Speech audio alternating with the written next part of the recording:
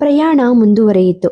ನೆನಪುಗಳ ಸಹಾಯದಿಂದ ಆ ಪ್ರಯಾಣವು ಅತ್ಯಂತ ಸುಂದರವಾಗಿ ಉಳಿಯಿತು. 3 ಗಂಟೆಯ ನಂತರ ಅಶ್ವಿನ್ ಮನೆಗೆ ಇದ್ದ ದೂರ ಕಡಿಮೆಯಾಯಿತು. ಕಾರು ಅವನ ಮನೆಗೆ ಹೋಗುವ ದಾರಿ ತಲುಪಿದ ತಕ್ಷಣ ಅಶ್ವಿನ್ ದೂರದಿಂದ ತನ್ನ ಮನೆಯ ಹೊರಗೆ ಬಿಳಿ ವ್ಯಾನೊಂದು ನಿಂತಿರುವುದನ್ನು ನೋಡಿದನು. ಅಶ್ವಿನ್ನ ಕಣ್ಣುಗಳು ತನ್ನ ಮನೆಯಿಂದ ಕೇಳಿಬರುತ್ತಿದ್ದ ಸದ್ದುಗದ್ದಲದಿಂದ ಹೊರಬಂದು ಇಣುಕಿ ನೋಡುತ್ತಿದ್ದ ನೆರೆಯವರ ಹೊರೆಯವರ ಮೇಲೆ ಬಿದ್ದವು. ಇದ್ದಕ್ಕಿದ್ದ ಹಾಗೆ ಸೀತಾಳ ಧ್ವನಿ ಅವನ ಕಿವಿಯಲ್ಲಿ ಪಿಸುಗುಟ್ಟಿದ ಹಾಗೆ ಅನಿಸಿತು. ಅಣ್ಣಯ್ಯ. ಅಶ್ವಿನ್ ಕಾರನ್ನು ನಿಲ್ಲಿಸಿ ಒಳಗೆ ಹೋದ ತಕ್ಷಣ ಹೊರಗೆ ಮುರಿದ ಗೇಟ್ನಿಂದ ಅವನ ಕಣ್ಣುಗಳು ಸೀತಾಳನ್ನು ಹೊರಗೆ ಎಳೆದುಕೊಂಡು ಬರುತ್ತಿದ್ದ ಇಬ್ಬರು ಗೂಂಡಾಗಳ ಮೇಲೆ ಬಿದ್ದವು. ಮುಂದಿನ ಕ್ಷಣ ಅಶ್ವಿನ್ ಸೀತಾ ಎಂದು ಕೂಗುತ್ತಾ ಅವಳ ಬಳಿಗೆ ಓಡಿದ. ಭಯಭೀತಳಾಗಿದ್ದ ಸೀತಾ ತನ್ನ ಮುಂದೆ ಅಶ್ವಿನ್ನನ್ನು ನೋಡಿ ತುಸು ನಿರಾಳಳಾದಳು. ಅಶ್ವಿನ್ ಮುಂದೆ ಬರುತ್ತಾ ಅಲ್ಲೇ ಇದ್ದ ಕಬ್ಬಿಣದ ಕುರ್ಚಿಯನ್ನು ತೆಗೆದು ಒಬ್ಬನ ತಲೆಗೆ ಸೇರಿಸಿ ಬಲವಾಗಿ ಹೊಡೆದನು. ಎರಡನೇ ಗೂಂಡ ಸೀತಾಳನ್ನು ಬಿಟ್ಟು ಅವನ ಕಡೆಗೆ ಓಡಿದ ತಕ್ಷಣ ಅಶ್ವಿನ್ ಅದೇ ಚೇರಲ್ಲಿ ಅವನ ಮೈಕೈ ನೋಡದೆ ಸರಿಯಾಗಿ ಬಾರಿಸಿದವನು ಅವನ ತಲೆಯ ಮೇಲೆ ಅದೇ ಕುರ್ಚಿಯಿಂದ ಬಾರಿಸಿದ್ದ. ಈಡುಗಾಯಿಯಂತೆ ನೆಲಕ್ಕುರುಳಿದ ಆತ. ಅಷ್ಟರಲ್ಲಿ ಇನ್ನೊಬ್ಬ ಗೂಂಡ ಮನೆಯ ಒಳಗಿನಿಂದ ಬಂದ. ಅಶ್ವಿನ್ ಸೀತಾ ಒಳಗೆ ಹೋಗು ಕೂಗಿದ. ಅಷ್ಟರಲ್ಲಿ ಸುಮಂಗಲಾರು ಅಳುತ್ತಾ ಹೊರಬಂದರು. ಅಶ್ವಿನ್ ಈಗ ಆ 3 ಗೂಂಡಗಳಿಗೂ ಸರಿಯಾಗಿ ಬಾರಿಸಿದ್ದ. ಸೀತಾ ಮನೆಯೊಳಗೆ ಕಾಲಿಟ್ಟ ಮರುಕ್ಷಣವೇ ಅಶ್ವಿನ್ ಸುಮಂಗಲಾರನ್ನು ಒಳಗೆ ತಳ್ಳಿ ಬಾಗಿಲನ್ನು ಲಾಕ್ ಮಾಡಿದ್ದ. ಆದರೆ ಈ ಕ್ಷಣದಲ್ಲಿ ಯಾರೋ ಒಬ್ಬ ಹಿಂದೆಯಿಂದ ಬಂದವನು ಅಶ್ವಿನ್ ತಲೆಗೆ ಸರಿಯಾಗಿ ಬಾರಿಸಿದ್ದ.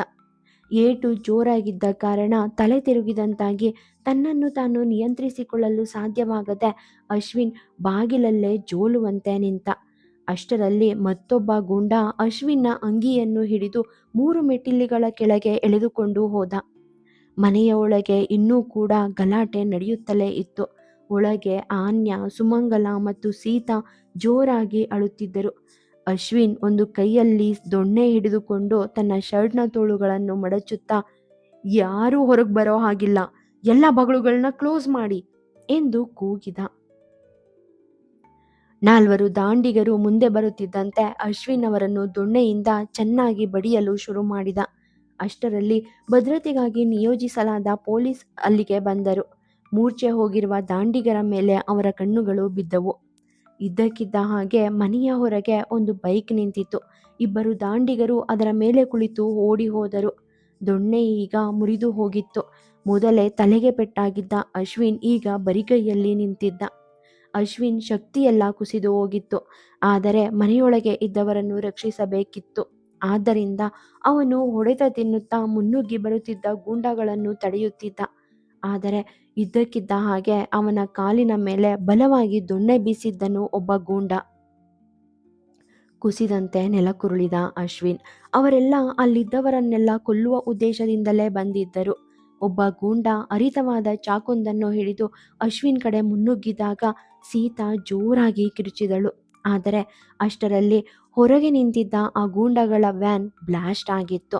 ಅಶ್ವಿನ್ ಸೇರಿದಂತೆ ಅಲ್ಲಿದ್ದ ಗೂಂಡಗಳೆಲ್ಲ ಆ ಕಡೆ ನೋಡಿದರು. ಬಿಳಿ ಶರ್ಟ್ ಮತ್ತು ಬಿಳಿ ಪ್ಯಾಂಟ್ ಧರಿಸಿದ ಸುಮಾರು 27 ವರ್ಷ ವಯಸ್ಸಿನ ಮತ್ತೊಬ್ಬ ವ್ಯಕ್ತಿ ಕೈಯಲ್ಲಿ ಸಣ್ಣದೊಂದು ಚಾಕು ಹಿಡಿದು ಅವರ ಕಡೆ ಓಡಿ ಬಂದ. ಭಯ್ಯಾ! 4 ಬಾಯಿಂದ ಏಕಕಾಲದಲ್ಲಿ ಹೊರಬಂದಿತ್ತು. ಯಾರಿಗೂ ಅರ್ಥ ಆಗುವ ಅಥವಾ ಏನಾದರೂ ಮಾಡುವ ಮೊದಲೇ ಭಯ್ಯ ತನ್ನ ಕೈಯಲ್ಲಿದ್ದ ಚಾಕುವಿನಿಂದ ಒಬ್ಬನ ಮಣಿಕಟ್ಟನ್ನು ಮತ್ತು ಇನ್ನೊಬ್ಬನ ಪಾದದ ಮೇಲೆ ಕತ್ತರಿಸಿದ್ದ. ಇಬ್ಬರು ಗೂಂಡಗಳು ಓಡಿ ಹೋಗಲು ಪ್ರಯತ್ನಿಸಿದ ತಕ್ಷಣ ಭಯ್ಯ ಅವರ ಸೊಂಟ ಮತ್ತು ಕುತ್ತಿಗೆಗೆ ಇರಿದು ಅವರಿಗೂ ಗಾಯ ಮಾಡಿ ನೆಲಕ್ಕುರುಳಿಸಿದ್ದ. ಭಯ್ಯ ಭೂಗತ ಲೋಕಕ್ಕೆ ಅಪರಿಚಿತ ಹೆಸರಲ್ಲ. ಭಯಪಡುವ ವ್ಯಕ್ತಿಯೊಬ್ಬನ ಉಪಸ್ಥಿತಿಯು 7 ತಲೆಮಾರುಗಳನ್ನು ಹೆದರಿಸಬಹುದು. ಬಿದ್ದ ಇಬ್ಬರು ಗೂಂಡಗಳು ಎದ್ದೇಳಲು ಪ್ರಯತ್ನಿಸಿದಾಗ ಭಯ್ಯ ಅವರನ್ನು ಬಿಡಲಿಲ್ಲ. ಭಯ್ಯ ಅವರನ್ನು ಕೊಲ್ಲಲು ಹೊರಟಿದ್ದ. ಆದರೆ ಭಯ್ಯನ ಕಣ್ಣುಗಳು ಅಶ್ವಿನ್ ದೇಹದಿಂದ ರಕ್ತ ಸೋರುತ್ತಿರುವುದನ್ನು ನೋಡಿದಾಗ ಅವನು ಚಾಕನ್ನು ಅಲ್ಲೇ ಬಿಸಾಕಿ ಅಶ್ವಿನ್ ಕಡೆಗೆ ಓಡಿದನು.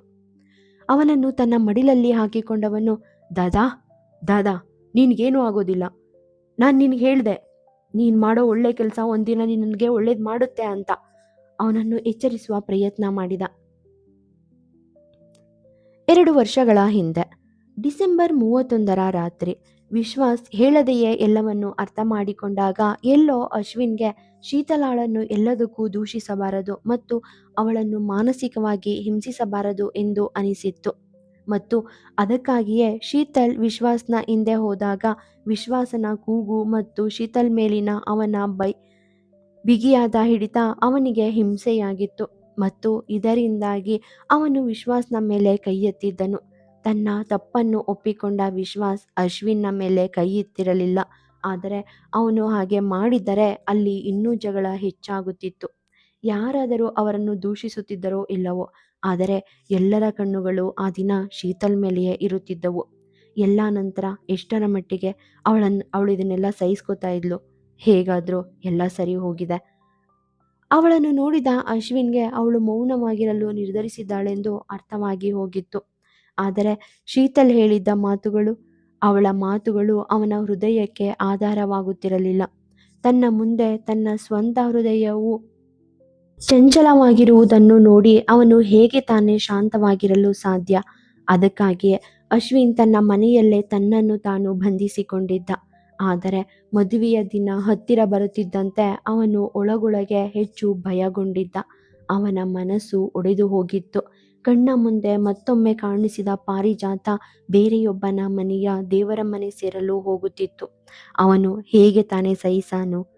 ಆ ದಿನ ಅವನು ಶೀತಲಾಳನ್ನು ತುಂಬ ಮಿಸ್ ಮಾಡಿಕೊಳ್ಳುತ್ತಿದ್ದ.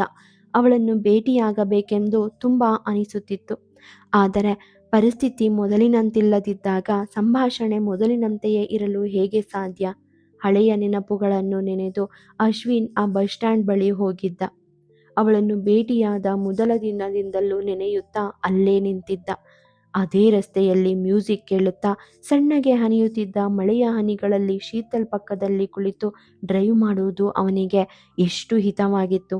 ನೆಮ್ಮದಿ ಕೇವಲ ಅವಳ ಬಳಿಯಷ್ಟೇ ಸಿಗುತ್ತಿತ್ತು ಅವನಿಗೆ.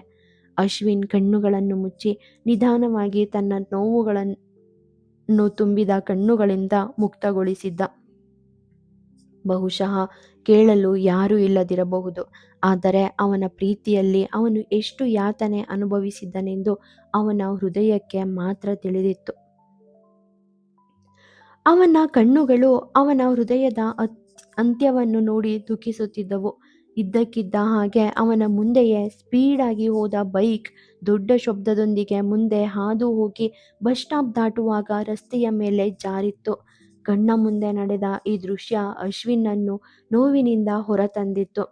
ಬೈಕ್ ಒಂದು ಬದಿ ಬಿದ್ದಿದ್ದರೆ ಅದರ ಮೇಲೆ ಕುಳಿತಿದ್ದ ಆ ಹುಡುಗ ಇನ್ನೊಂದು ಬದಿಯಲ್ಲಿ ಬಿದ್ದಿದ್ದ. ರಕ್ತ ಹರಿದು ಹೋಗುತ್ತಿತ್ತು. ರೋಡಲ್ಲಿ ಬಿದ್ದಿದ್ದ ಅವನು ನೋವಿನಿಂದ ನರಳುತ್ತಿದ್ದ. ಅಶ್ವಿನ್ ತಕ್ಷಣ ಅವನ ಕಡೆಗೆ ಓಡಿ ಅವನನ್ನು ತನ್ನ ಮಡಿಲಿಗೆ ಎತ್ತಿಕೊಂಡನು. ರಕ್ತದ ಮಡುವಿನಲ್ಲಿ ಬಿದ್ದಿದ್ದ ಹುಡುಗನಿಗೆ ಅಲ್ಲಿ ಬಿದ್ದಷ್ಟೇ ಏಟಾಗಿರಲಿಲ್ಲ, ಮೊದಲೇ ಅವನ ಭುಜದ ಮೇಲೆ ಆಳವಾದ ಗಾಯವಾಗಿತ್ತು. ಅಶ್ವಿನ್ ತಕ್ಷಣ ಅವನ ಮೇಲೆ ಕೈಯಿಟ್ಟು ಅವನನ್ನು ತನ್ನ ತೋಳುಗಳಲ್ಲಿ ಎತ್ತಿಕೊಂಡವನು ತನ್ನ ಕಾರಿನ ಕಡೆಗೆ ಓಡಿದ. ಪ್ರಜ್ಞೆ ತಪ್ಪಿ ಕಣ್ಣು ಮುಚ್ಚಿದ್ದ ಆ ಹುಡುಗ ನರಳುತ್ತಲೇ ತೊದಲಿದ. ನೀನು ನನ್ನ ಕಾಪಾಡಿದ್ರು ಏನು ಯೂಸ್ ಇಲ್ಲ, ಇಲ್ಲೇ ಬಿಟ್ಬಿಡು, ಯಾಕಂದ್ರೆ ಆ ಜನಗಳು ನನ್ನನ್ನು ಹೇಗಾದರೂ ಜೀವಂತವಾಗಿ ಬಿಡೋದಿಲ್ಲ. ಅಶ್ವಿನ್ ಅವನ ಮಾತಿನತ್ತ ಗಮನ ಹರಿಸದೆ ಮುಂದೆ ಸಾಗುತ್ತಿದ್ದ. ಆ ಹುಡುಗ ಅಶ್ವಿನ್ನನ್ನು ತಡೆಯಲಿಲ್ಲ. ನೋಡು, ನಾನು ಜೈರಾಮ್ನ ಮನುಷ್ಯ. ಆದರೆ ಅವನು ಹೇಳಿದ ಆ ವ್ಯಕ್ತಿಯ ಹೆಸರನ್ನೇ ಕೇಳಿರಲಿಲ್ಲ ಅಶ್ವಿನ್. ಅವನ ಮುಖದ ಮೇಲಿನ ಯಾವುದೇ ಅಭಿವ್ಯಕ್ತಿ ಬದಲಾಗಲಿಲ್ಲ. ಆ ಹುಡುಗನನ್ನು ನೋಡು, ನನಗೆ ಯಾರ ಬಗ್ಗೆನೂ ಗೊತ್ತಿಲ್ಲ, ಆದರೆ ನನಗೆ ನಿನ್ನನ್ನು ಹೀಗೆ ಬಿಟ್ಟು ಹೋಗೋಕ್ಕೆ ಮನಸ್ಸು ಬರ್ತಾ ಇಲ್ಲ ಎಂದ. ಡೋರ್ ಓಪನ್ ಮಾಡಿದವನು ಅವನನ್ನು ಕಾರಿನ ಹಿಂದಿನ ಸೀಟಿನಲ್ಲಿ ಮಲಗಿಸಿದ. ಇಬ್ಬರು ಬೈಕ್ ಸವಾರರು ಅಶ್ವಿನ್ ಕಡೆಗೆ ಬಂದರು. ಅದು ಕತ್ತಲೆಯ ರಾತ್ರಿಯಾಗಿದ್ದ ಕಾರಣ ರಸ್ತೆಯಲ್ಲಿ ಅಷ್ಟೇನೂ ಜನರಿರಲಿಲ್ಲ. ಆದರೆ ಆ ವ್ಯಕ್ತಿಯ ಕಣ್ಣುಗಳು ದೂರದಿಂದ ಆ ಬೈಕಿನ ಮೇಲೆ ಬಿದ್ದಾಗ ಅವನ ಕಣ್ಣುಗಳು ನೇರವಾಗಿ ಅಶ್ವಿನ್ ಮತ್ತು ಅವನ ಕಾರಿನ ಕಡೆಗೆ ಹೋದವು. ಇಬ್ಬರು ಬೈಕಿಂದ ಇಳಿದು ಕೈಯಲ್ಲಿ ದೊಡ್ಡ ಹರಿತವಾದ ಆಯುಧವನ್ನು ಹಿಡಿದುಕೊಂಡು ಕಾರಿನ ಕಡೆಗೆ ಹೋದರು. ಡೋರ್ ಕ್ಲೋಸ್ ಮಾಡಿದ ಅಶ್ವಿನ್ ಅವರ ಮುಂದೆ ಬಂದು ನಿಂತ. ಒಬ್ಬ, ಯಾರೋ ನೀನು ಯಾರಿಗೆ ಹೆಲ್ಪ್ ಮಾಡ್ತಾ ಇದೆಯಾ ಅಂತ ಗೊತ್ತಿದ್ಯಾ ನಿನಗೆ? ಎಸ್ಯೋ ಅವನನ್ನು ಹೊರಗಡೆ, ಕನಲಿದ. ಅಶ್ವಿನ್: ಅವನು ಯಾರೇ ಆಗಿರ್ಲಿ, ನನ್ನ ದೃಷ್ಟಿಲಿ ಅವನೊಬ್ಬ ಗಾಯಗೊಂಡಿರೋ ವ್ಯಕ್ತಿ ಎಂದ. ಇನ್ನೊಬ್ಬ: ಹೇಗಿದ್ರೂ ಅವನು ಬದುಕುಳಿಯಲ್ಲ, ನೀನ್ ಯಾಕೆ ಸುಮ್ಮನೆ ತೊಂದರೆ ಅನುಭವಿಸ್ತಾ ಇದೆಯಾ? ಕೋಪದಲ್ಲಿ ದವಡೆ ಬಿಗಿದ. ಮುಂದಿನ ಕ್ಷಣ ಇನ್ನೊಬ್ಬ: ನೀನ್ ಅವನೊಂದಿಗೆ ಯಾಕೆ ಮಾತಾಡ್ತಿದ್ಯಾ? ಅತ್ತ ಕಡೆ ಎಳೆದು ಬಿಸಾಕೋ ಅವನನ್ನ ಎಂದು ಹೇಳಿ ಅಶ್ವಿನ್ ಬಳಿಗೆ ಬಂದಾಗ ಅವನು ಹೇಳಿದನು. ಅವನ ದಾಳಿಯನ್ನು ತಪ್ಪಿಸುತ್ತಾ ಅಶ್ವಿನ್ ಅವನ ಹೊಟ್ಟೆಗೆ ಗುದ್ದಿ ದೂರ ತಳ್ಳಿದ. ಅಷ್ಟರಲ್ಲಿ ಇನ್ನೊಬ್ಬ ದಾಳಿ ಮಾಡಿದ. ಆದರೆ ಅಶ್ವಿನ್ ಅವನನ್ನು ಹಿಂದಕ್ಕೆ ತಳ್ಳಿ ಕಾರಿನ ಡೋರ್ ಓಪನ್ ಮಾಡಿದ. ಅವರಿಬ್ಬರು ಒಬ್ಬರ ಮೇಲೆ ಇನ್ನೊಬ್ಬ ಬಿದ್ದ ಕಾರಣ ಮೊದಲೇ ಕತ್ತಲಿದ್ದ ಕಾರಣ ಸರಿಯಾಗಿ ಕಾಣುತ್ತಿರಲಿಲ್ಲ. ಅಶ್ವಿನ್ಗೆ ತಪ್ಪಿಸಿಕೊಳ್ಳಲು ಅವಕಾಶ ಸಿಕ್ಕಂತಾಗಿತ್ತು. ಅವನು ಬೇಗನೆ ಕಾರನ್ನು ಹತ್ತಿ ಅವರ ಬೈಕಿಗೆ ಡಿಕ್ಕಿ ಹೊಡೆದು ಮುಂದೆ ಸ್ಪೀಡಾಗಿ ಹೋದನು. ಆ ಹುಡುಗನ ದೇಹದ ಮೇಲೆ ಇರಿತದ ಗಾಯಗಳನ್ನು ನೋಡಿದ ಡಾಕ್ಟರ್ ಅಶ್ವಿನ್ಗೆ ಪೊಲೀಸ್ ಕಂಪ್ಲೇಂಟ್ ಕೊಡಲು ಹೇಳಿದರು. ಆದರೆ ಅವನ ಕೆಲವು ಸಂಪರ್ಕಗಳ ಸಹಾಯದಿಂದ ಅಶ್ವಿನ್ ಆ ಪರಿಸ್ಥಿತಿಯನ್ನು ನಿಭಾಯಿಸುವಲ್ಲಿ ಯಶಸ್ವಿಯಾಗಿದ್ದ. ಆ ಹುಡುಗನಿಗೆ ಈಗ ಪ್ರಜ್ಞೆ ಇರಲಿಲ್ಲ. ಈ ನಡುವೆ ಅವನಿಗೆ ತುಂಬಾ ಬ್ಲಡ್ ಲಾಸ್ ಆಗಿದೆ ಎಂದು ತಿಳಿಯಿತು. ಅಶ್ವಿನ್ ಬ್ಲಡ್ ಗ್ರೂಪ್ ಕೂಡ ಅದೇ ಆಗಿದ್ದ ಕಾರಣ ತಾನೇ ರಕ್ತ ನೀಡಿದ್ದ. ಹಣೆ, ತಲೆ, ಭುಜ, ತೋಳು, ಕಾಲು ಎಲ್ಲೆಲ್ಲೂ ಬ್ಯಾಂಡೇಜ್ಗಳನ್ನು ಸುತ್ತಲಾಗಿತ್ತು. ಅವನಿಗೆ ಬೆಳಿಗ್ಗೆವರೆಗೂ ಪ್ರಜ್ಞೆ ಬರುವುದಿಲ್ಲ ಎಂದು ಡಾಕ್ಟರ್ ಹೇಳಿದ್ದರು. ಆದ್ದರಿಂದ ಅಶ್ವಿನ್ ಮನೆಗೆ ಹೊರಟು ಹೋದ. ಏನೇ ಇರಲಿ ಅಶ್ವಿನ್ ಸ್ವಲ್ಪ ಸಮಯದ ಹಿಂದೆ ಮಾಡಿದ ಕೆಲಸದಿಂದ ಅವನ ಜೀವವನ್ನೇ ಕಳೆದುಕೊಳ್ಳಬಹುದಿತ್ತು. ಆದರೆ ಏನನ್ನು ಯೋಚಿಸದೆ ಅಶ್ವಿನ್ ಆ ಕ್ಷಣದಲ್ಲಿ ತನಗೆ ಸರಿ ಅನಿಸಿದ್ದನ್ನು ಮಾಡಿದ್ದ. ಅದರ ಬಗ್ಗೆ ಹೆಚ್ಚು ಯೋಚಿಸದೆ ಮನೆಗೆ ಮರಳಿದ್ದ. ಆಗ ಸೌರವ್ ಕೂಡ ಮನೆಯಲ್ಲೇ ಇದ್ದ ಕಾರಣ ಅವನೇ ಅಶ್ವಿನ್ನ ಶರ್ಟ್ನಲ್ಲಿದ್ದ ರಕ್ತದ ಕಲೆಗಳನ್ನು ಮೊದಲು ನೋಡಿದ್ದು. ಕೇಳಿದಾಗ ಅಶ್ವಿನ್ ಏನೋ ಒಂದು ಉತ್ತರ ಕೊಟ್ಟಿದ್ದ. ಇದು ತನ್ನ ರಕ್ತ ಅಲ್ಲ, ಅದು ಬೇರೆಯವರದ್ದು ಎಂದಿದ್ದ. ಇಂದು ಅಶ್ವಿನ್ ಮಾಡಿದ್ದು ನಿಖರವಾಗಿ ಒಳ್ಳೆಯ ಕೆಲಸಗಳನ್ನು ಮಾಡಿ ಅದನ್ನು ನೀರಲ್ಲಿ ಬಿಟ್ಟುಬಿಡಿ ಎಂಬಂತೆ ಯಾವುದರ ಲೆಕ್ಕವೂ ಇಲ್ಲ. ಆದ್ದರಿಂದ ಅದರ ಬಗ್ಗೆ ಯಾವುದೇ ಗದ್ದಲವಿರಲಿಲ್ಲ. ಮರುದಿನ ಬೆಳಿಗ್ಗೆ ಅಶ್ವಿನ್ ಆ ಹುಡುಗನನ್ನು ಭೇಟಿಯಾಗಲು ಹೋದನು. ಅಲ್ಲಿ ಅವನಿಗೆ ಪ್ರಜ್ಞೆ ಬಂದ ತಕ್ಷಣ ಆ ಹುಡುಗ ತನ್ನ ಕೆಲವು ಸ್ನೇಹಿತರೊಂದಿಗೆ ಹೊರಟು ಹೋದನೆಂದು ತಿಳಿಯಿತು. ಅಶ್ವಿನ್ನ ಮನಸ್ಸಿನಲ್ಲಿ ಅವನ ಯೋಗಕ್ಷೇಮವನ್ನು ವಿಚಾರಿಸುವ ಆಲೋಚನೆ ಇತ್ತು. ಆದರೆ ಅವನು ಈಗಾಗಲೇ ಹೊರಟು ಹೋದಾಗ ಅಶ್ವಿನ್ ಕೂಡ ಆಸ್ಪತ್ರೆಯಿಂದ ಹೊರಬಂದಿದ್ದ. ಆಗ ಒಂದು ಧ್ವನಿ ದಾದಾ ಎಂದು ಕರೆದಿತ್ತು. ದಾದಾ ಎಂದರೆ ಅಣ್ಣ. ಈ ಅಡ್ರೆಸ್ ಅಶ್ವಿನ್ಗೆ ಹೊಸದಾಗಿತ್ತು. ಆದ್ದರಿಂದ ಅವನು ಹಿಂತಿರುಗಿ ನೋಡಿದಾಗ ಒಬ್ಬ ವಾರ್ಡ್ ಬಾಯ್ ತನ್ನ ಕೈಯಲ್ಲಿ ಒಂದು ಕಾಗದವನ್ನು ಹಿಡಿದುಕೊಂಡು ಅಶ್ವಿನ್ ಕಡೆಗೆ ಬರುತ್ತಿದ್ದ. ನಿನ್ನೆ ರಾತ್ರಿ ನೀವು ಕರ್ಕೊಂಡು ಬಂದಿದ್ದ ಆ ಹುಡುಗ ಇದನ್ನ ನಿಮ್ಗೆ ಕೊಡೋಕೆ ಹೇಳ್ದ ಎಂದು ಆ ಕಾಗದವನ್ನು ಅಶ್ವಿನ್ ಕೈಗೆ ಕೊಟ್ಟ. ಅಶ್ವಿನ್ ಆ ಕಾಗದವನ್ನು ಕೈಯಲ್ಲಿ ತೆಗೆದುಕೊಂಡು ಓಪನ್ ಮಾಡಿದ. ಡಿಯರ್ ಬ್ರದರ್, ನಿಮ್ಮ ಹೆಸರು ನನಗೆ ಗೊತ್ತಿಲ್ಲ, ಆದರೆ ನನ್ನ ಬಗ್ಗೆ ತಿಳಿದಿದ್ರೂ ನೀವು ನನಗೆ ಸಹಾಯ ಮಾಡಿದಿರಿ. ನಾನು ಅರೆ ಪ್ರಜ್ಞಾಹೀನ ಸ್ಥಿತಿಲಿದ್ದಾಗ ಆಸ್ಪತ್ರೆಯ ಸಿಬ್ಬಂದಿ ನನ್ನ ಸಂಬಂಧದ ಬಗ್ಗೆ ಕೇಳಿದಾಗ ನೀವು ನಿಮ್ಮನ್ನು ನನ್ನ ಸಹೋದರ ಅಂತ ಪರಿಚಯಿಸ್ಕೊಂಡಿದ್ದೀರಿ. ಅದಕ್ಕಾಗಿಯೇ ನೀವು ನನ್ನ ಬ್ರದರ್. ಧನ್ಯವಾದ ಹೇಳೋ ಮೂಲಕ ನಾನು ನಿಮ್ಮ ಈ ಋಣನ ಕಡಿಮೆ ಮಾಡೋದಿಲ್ಲ. ಆದರೆ ನೆನ್ಪಿಡಿ, ಇಂದಿನಿಂದ ನಿಮಗೆ ವಿಕ್ರಮ್ ಅಲಿಯಾಸ್ ಭಯ್ಯ ಎಂಬ ಒಬ್ಬ ತಮ್ಮ ಇದ್ದಾನೆ. ಅದನ್ನು ಓದಿದ ಅಶ್ವಿನ್ ನಗುತ್ತಾ ಆ ಕಾಗದವನ್ನು ಮಡಚಿ ತನ್ನ ಜೇಬಿನಲ್ಲಿ ಇಟ್ಟುಕೊಂಡು ಮುಂದೆ ನಡೆದ. ಸಮಯ ಕಳೆದಿತ್ತು ಮತ್ತು ಈ ನೆನಪುಗಳು ಅಶ್ವಿನ್ ಮನಸ್ಸಿನಿಂದ ಮರೆಯಾಗಿದ್ದವು. ಆದರೆ ಅಶ್ವಿನ್ ಬಗ್ಗೆ ಸುದ್ದಿ ಪತ್ರಿಕೆಗಳು ಮತ್ತು ಸುದ್ದಿವಾಹಿನಿಗಳಲ್ಲಿ ಕಾಣಿಸಿಕೊಳ್ಳಲು ಶುರು ಮಾಡಿದಾಗಿನಿಂದ ಭಯ್ಯ ಅಶ್ವಿನ್ ಮೇಲೆ ನಿಗಾ ಇಟ್ಟಿದ್ದ. ಆದರೆ ಅವನ ಹಿನ್ನೆಲೆಯಿಂದಾಗಿ ಅವನು ಅಶ್ವಿನ್ಗೆ ಯಾವುದೇ ತೊಂದರೆಯುಂಟು ಮಾಡಲು ಬಯಸಲಿಲ್ಲ. ಆದ್ದರಿಂದ ಅವನು ಅಶ್ವಿನ್ನಿಂದ ದೂರವನ್ನು ಕಾಯ್ದಿರಿಸಿಕೊಂಡಿದ್ದ. ಅವನನ್ನು ಯಾವತ್ತೂ ಭೇಟಿಯಾಗಲಿಲ್ಲ. ಅಶ್ವಿನ್ನ ಯಾವುದೇ ಚಟುವಟಿಕೆಗಳಲ್ಲೂ ಅವನು ಕಾಣಿಸಿಕೊಳ್ಳಲಿಲ್ಲ. ಆದರೆ ಈಗ ಅಶ್ವಿನ್ ರಾಣಾ ಗ್ಯಾಂಗ್ನಿಂದ ಹುಡುಗಿಯೊಬ್ಬಳನ್ನು ರಕ್ಷಿಸಿದ್ದಾನೆ ಎಂದು ಅವನಿಗೆ ತಿಳಿದು ಬಂದಿತ್ತು. ರಾಣಾ ಗ್ಯಾಂಗ್ ಭೂಗತ ಜಗತ್ತಿನಲ್ಲಿ ತನ್ನದೇ ಆದ ಪ್ರಾಬಲ್ಯವನ್ನು ಹೊಂದಿತ್ತು. ಆದರೆ ಭಯ್ಯ, ಅವನ ಹೆಸರು ಯಾವಾಗಲೂ ಎಲ್ಲರಿಗಿಂತ ಜೋರಾಗಿ ಸದ್ದು ಮಾಡುತ್ತಿತ್ತು. ರಾಣಾ ಮತ್ತು ಅಶ್ವಿನ್ ನಡುವಿನ ಪೈಪೋಟಿಯ ಬಗ್ಗೆ ಭಯ್ಯಾಗೆ ತಿಳಿದಿರಲಿಲ್ಲ. ಆದರೆ ಆ ಕ್ಷಣದಲ್ಲಿ ಅವರು ಮುಂದೆ ಬರಲು ಇಷ್ಟಪಡಲಿಲ್ಲ. ಹೇಗಿದ್ದರೂ ಅವನು ರಾಣಾನನ್ನು ಸೂಕ್ಷ್ಮವಾಗಿ ಗಮನಿಸುತ್ತಿದ್ದ. ಇಂದು ಬೆಳಿಗ್ಗೆ ಭಯ್ಯಾಗೆ ತಮ್ಮ ಖ್ಯಾತಿಯನ್ನು ಕಾಪಾಡಿಕೊಳ್ಳಲು ರಾಣಾ ಆ ಹುಡುಗಿಯನ್ನು ಕರೆದುಕೊಂಡು ಹೋಗಲು ಅಶ್ವಿನ್ ಮನೆಗೆ ಯಾರನ್ನೋ ಕಳಿಸುತ್ತಿದ್ದಾನೆ ಮತ್ತು ಯಾರಾದರೂ ಮದ್ಯ ಬಂದರೆ ಅವರನ್ನು ನಿರ್ಮೂಲನ ಮಾಡುತ್ತಾನೆ ಎಂದು ತಿಳಿದು ಬಂದಿತ್ತು. ಭಯ್ಯ ಹೊರಗಿದ್ದ. ಆದರೆ ಈ ವಿಷಯ ತಿಳಿದ ಕೂಡಲೇ ಅಶ್ವಿನ್ ಮನೆಯ ಕಡೆಗೆ ಹೊರಟು ಬಂದಿದ್ದ. ಅವನು ಬರಲು ಜಾಸ್ತಿ ಏನು ಸಮಯವಾಗಿರಲಿಲ್ಲ. ಆದರೆ ಅಶ್ವಿನ್ ತುಸು ಗಂಭೀರವಾಗಿ ಗಾಯಗೊಂಡಿದ್ದ. ಭಯ್ಯ ಅಶ್ವಿನ್ನನ್ನು ಆಸ್ಪತ್ರೆಗೆ ಕರೆತಂದರು ಮತ್ತು ಅವನೊಂದಿಗೆ ಅಶ್ವಿನ್ನ ಎಲ್ಲ ಸ್ನೇಹಿತರು, ಸಂಬಂಧಿಕರು ಮತ್ತು ಪರಿಚಯಸ್ಥರು ಬರಲು ಶುರು ಮಾಡಿದರು. ಅಶ್ವಿನ್ನ ಖ್ಯಾತಿಯನ್ನು ಹಾಳು ಮಾಡಬಾರದೆಂದು ಎಣಿಸಿದ ಭಯ್ಯ ತನ್ನ ಕೆಲವು ಹುಡುಗರನ್ನು ಅಲ್ಲಿ ಬಿಟ್ಟು ಹೊರಟು ಹೋದ. ಅಶ್ವಿನ್ಗೆ ಸಹಾಯ ಮಾಡಿದ ಭಯ್ಯನ ಸುದ್ದಿ ಈಗ ಭೂಗತ ಲೋಕದಲ್ಲಿ ತಿಳಿದು ಹೋಗಿತ್ತು. ಸುದ್ದಿ ಗಾಳಿಯಂತೆ ಹರಡಿತ್ತು. ರಾಣಾ ತಪ್ಪಿಸಿಕೊಳ್ಳುವ ಮಾರ್ಗವನ್ನು ಹುಡುಕುತ್ತಾ ಓಡಿ ಹೋಗಿದ್ದ. ಅಶ್ವಿನ್ ಆಸ್ಪತ್ರೆ ಸೇರಿ ಸಾವು ಬದುಕಿನ ಮಧ್ಯೆ ಹೋರಾಡುತ್ತಿರುವ ಸುದ್ದಿ ನಗರದಿಂದ ದೇಶಾದ್ಯಂತ ಹರಡುತ್ತಿದ್ದಂತೆ ಆ ಆಸ್ಪತ್ರೆಯು ಜನರಿಂದ ತುಂಬಿ ಹೋಗಿತ್ತು. ಪರಿಸ್ಥಿತಿಯನ್ನು ನಿಭಾಯಿಸಲು ಪೊಲೀಸರೇ ಬರಬೇಕಾಯಿತು. ಅಶ್ವಿನ್ನ ಯೋಗಕ್ಷೇಮವನ್ನು ವಿಚಾರಿಸಲು ಮತ್ತು ಅವರ ಕುಟುಂಬಕ್ಕೆ ಸಾಂತ್ವನ ಹೇಳಲು ಪ್ರಮುಖ ರಾಜಕೀಯ ನಾಯಕರು ಆಸ್ಪತ್ರೆಗೆ ಭೇಟಿ ನೀಡುತ್ತಲೇ ಇದ್ದರು. ಈ ನಡುವೆ ಆಶ್ರಮದಲ್ಲಿದ್ದ ಹೆಣ್ಣು ಮಕ್ಕಳೆಲ್ಲ ಅಶ್ವಿನ್ನ ಈ ಸ್ಥಿತಿಯನ್ನು ಕೇಳಿದ ನಂತರ ಅನ್ನ ನೀರು ಬಿಟ್ಟು ದೇವರ ಮುಂದೆ ಕುಳಿತು ಬಿಟ್ಟಿದ್ದರು. ಅಶ್ವಿನ್ ವಿವಾಹ ಮಾಡಿಸಿದ್ದ ಎಲ್ಲ ಹೆಣ್ಣು ಮಕ್ಕಳು ಆಸ್ಪತ್ರೆಯ ಹೊರಗೆ ನಿಂತು ಅಪ್ಪ ಅಪ್ಪ ಎಂದು ಗೋಳಿಡುತ್ತಿದ್ದರು. ವೈದ್ಯರು ತಮ್ಮ ಕೈಲಾದಷ್ಟು ಪ್ರಯತ್ನಿಸುತ್ತಿದ್ದರು. ಆದರೆ ಅಶ್ವಿನ್ ಸ್ಥಿತಿ ತುಂಬಾ ಗಂಭೀರವಾಗುತ್ತಲೇ ಹೋಗುತ್ತಿತ್ತು. ಸುಮಂಗಲ, ಅನಿಲ್, ವಿಶ್ವಾಸ್, ಸಂಗಮ್ ಎಲ್ಲರೂ ಅಲ್ಲಿ ಉಪಸ್ಥಿತರಿದ್ದರು. ಆದರೆ ಇಂದು ಎಲ್ಲರ ಗಮನ ಸೆಳೆದವರು ವಂಶಿ ಮತ್ತು ಅವರ ತಂದೆ ದೇವಿ ಶಂಕರ್. ಅವರು ಅಲ್ಲಿಗೆ ಬಂದದ್ದನ್ನು ನೋಡಿದ ಸುಮಂಗಲ ಬೆಂಚಿನ ಮೇಲೆ ಬಾಯಿಗೆ ಸೆರಗಡ್ಡ ಹಿಡಿದು ಕುಳಿತಿದ್ದವರು ಎದ್ದು ನಿಂತರು.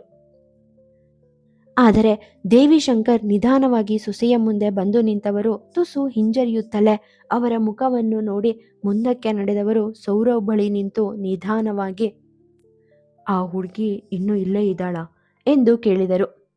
ಸುಮಂಗಲ ಸೇರಿದಂತೆ ಎಲ್ಲರ ಕಣ್ಣುಗಳು ಈಗ ಅವರ ಮೇಲೆಯೇ ನೆಟ್ಟಿದವು. ಆದರೆ ದೇವಿ ಶಂಕರ್ ಉತ್ತರಕ್ಕಾಗಿ ಆಶಿಸುತ್ತಾ ಸೌರವ್ನನ್ನೇ ದಿಟ್ಟಿಸುತ್ತಲೇ ಇದ್ದರು. ಅವರನ್ನು ಒಮ್ಮೆ ದೀರ್ಘವಾಗಿ ನೋಡಿ ತಲೆ ಬಾಗಿಸಿದವನು ಹೌದು ಎಂಬಂತೆ ತಲೆಯಾಡಿಸಿದನು. ಅಶ್ವಿನ್ ಇದ್ದ ಸ್ಪೆಷಲ್ ವಾರ್ಡ್ನ ಇನ್ನೊಂದು ಬದಿಯಲ್ಲಿ ಸಿಬ್ಬಂದಿಗಳು ಬಂದು ಹೋಗುವ ಒಂದು ದಾರಿ ಇತ್ತು. ಅಲ್ಲಿ ಒಂದು ಬೆಂಚ್ ಇತ್ತು. ಆ ಬೆಂಚಿನ ಮೇಲೆ ಶೀತಲ್ ಕಣ್ಣು ಮುಚ್ಚಿ ಕೈಗಳನ್ನು ಒಟ್ಟಿಗೆ ಜೋಡಿಸಿ ದಣಿದ ದೇಹವನ್ನು ಹೊತ್ತು ಕುಳಿತಿದ್ದಳು. ಅವಳ ಜೋಡಿಸಿದ ಕೈಗಳಿಂದ ಹಿಡಿದು ಅವಳ ಹೊರಹಾಕುವ ಪ್ರತಿ ಉಸಿರಿನವರೆಗೆ, ಅವಳು ಹಾದು ಹೋಗುವ ಪ್ರತಿ ಕ್ಷಣದಲ್ಲೂ ತನ್ನ ಪ್ರಾರ್ಥನೆಗಳನ್ನು ದೇವರಿಗೆ ಅರ್ಪಿಸುತ್ತಿದ್ದುದು ಸ್ಪಷ್ಟವಾಗಿ ಗೋಚರಿಸುತ್ತಿತ್ತು. ಆರಾಧ್ಯ ಅಳುತ್ತಾ ಅವಳ ಪಕ್ಕವೇ ನಿಂತಿದ್ದಳು. ಸೌರವ್ ಜೊತೆ ಬರುತ್ತಿದ್ದ ದೇವಿಶಂಕರ್ ಅಲ್ಲಿ ಕುಳಿತಿದ್ದ ಶೀತಲಾಳನ್ನು ನೋಡಿದರು. ಒಂದು 5 ನಿಮಿಷಗಳ ಕಾಲ ಅವಳನ್ನೇ ದಿಟ್ಟಿಸಿದರು. ಅವರ ಮನದಲ್ಲಿ ಅನೇಕ ಆಲೋಚನೆಗಳು ಬರಲು ಶುರುವಾದವು. ಅಶ್ವಿನ್ ಸೇರಿದಂತೆ ತಾನು ಎಂದಿಗೂ ನೋಡಿರದ ಆ ಹುಡುಗಿಯ ಬಗ್ಗೆ ಅಥವಾ ಅವನನ್ನು ಉದ್ದೇಶಪೂರ್ವಕವಾಗಿ ದುಃಖ ಪಡುವಂತೆ ಆ ಇನ್ನೊಬ್ಬ ಹುಡುಗಿಯ ಬಗ್ಗೆ ಎಷ್ಟು ಬಾರಿ ಅವರ ಮನಸ್ಸಿನಲ್ಲಿ ಕೆಟ್ಟ ಆಲೋಚನೆಗಳು ಬಂದವು ಎನ್ನುವುದು ಅವರಿಗೆ ಮಾತ್ರ ತಿಳಿದಿತ್ತು. ಶೀತಲಾಳನ್ನು ನೋಡುತ್ತಿದ್ದಂತೆ ಅವರ ಕಣ್ಣುಗಳು ಕಣ್ಣೀರಿನಿಂದ ತುಂಬಿ ಬಂದವು. ತಮ್ಮನ್ನು ತಾವೇ ಶಪಿಸಿಕೊಂಡರು. ಆರಾಧ್ಯ ಶೀತಲಾಳನ್ನು ನೋಡುತ್ತಾ ನಿಂತಿದ್ದ ಆ ವ್ಯಕ್ತಿಯತ್ತ ನೋಡಿದಾಗ ಅವರು ಅಶ್ವಿನ್ಗೆ ಸಂಬಂಧಿಸಿದವರೇ ಇರಬೇಕು ಎಂದು ಒಂದೇ ನೋಟದಲ್ಲೇ ಅರ್ಥ ಮಾಡಿಕೊಂಡಳು. ಅಶ್ವಿನ್ ಮತ್ತು ಎದುರಿಗೆ ನಿಂತಿದ್ದ ಆ ವ್ಯಕ್ತಿಯ ನಡುವೆ ಸಾಕಷ್ಟು ಹೋಲಿಕೆಗಳಿದ್ದವು. ಅಶ್ವಿನ್ ಈಗ ಇರುವ ಹಾಗೆ ಆ ವ್ಯಕ್ತಿ ತಮ್ಮ ಯೌವನದಲ್ಲಿ ಇರಬೇಕು, ಅದೇ ಮುಖಚಹರೆ ಎಂದುಕೊಂಡಳು. ತುಸು ಹೊತ್ತು ಅಲ್ಲೇ ನಿಂತವರು ಶೀತಲಾಳ ಹತ್ತಿರಕ್ಕೆ ಹೋದರು. ಅವಳ ಬಳಿ ನಿಂತು ಅವಳ ತಲೆ ಸವರಿದರು. ಮೊದಲೇ ದುಃಖದಲ್ಲಿ ಇದ್ದ ಅವಳಿಗೆ ಅವರ ಸಾಂತ್ವನ ಇನ್ನಷ್ಟು ಅಳುಬರಿಸಿತ್ತು. ಅಶ್ವಿನ್ ಆ ಹುಡುಗಿಯನ್ನು ಹುಡುಕುತ್ತಿದ್ದಾನೆ. ಆ ಹುಡುಗಿ ಎಲ್ಲವನ್ನೂ ಬಿಟ್ಟು ದೂರ ಹೋಗಿಬಿಟ್ಟಿದ್ದಾಳೆ ಎಂದು ಶ್ರೀಧರ್ನಿಂದ ವಿಷಯ ತಿಳಿದುಕೊಂಡಿದ್ದರು. ಆ ವಿಷಯ ತಿಳಿದಾಗಿನಿಂದ ಅವರ ಮನಸ್ಸಿನಲ್ಲಿ ಕೆಲವು ಆಲೋಚನೆಗಳು ಪ್ರತಿಧ್ವನಿಸಲು ಶುರು ಮಾಡಿದವು. ಯಾರಿಗೂ ತಿಳಿದಿಲ್ಲದ ಸ್ಥಳ. ಶೀತಲ್ ತನ್ನವರಾರೂ ಇಲ್ಲದೆ ಆ ಸಮಯವನ್ನು ಅದೇಗೆ ಕಳೆಯುತ್ತಿದ್ದಾಳೆಯೋ ಎಂದು ಯೋಚಿಸಿದ್ದರು. ಆದರೆ ಒಂಟಿ ಮಹಿಳೆಯನ್ನು ಈ ಜಗತ್ತು ಹೇಗೆ ನಡೆಸಿಕೊಳ್ಳುತ್ತದೆ ಎನ್ನುವುದು ಕೂಡ ಅವರಿಗೆ ತಿಳಿದಿತ್ತು.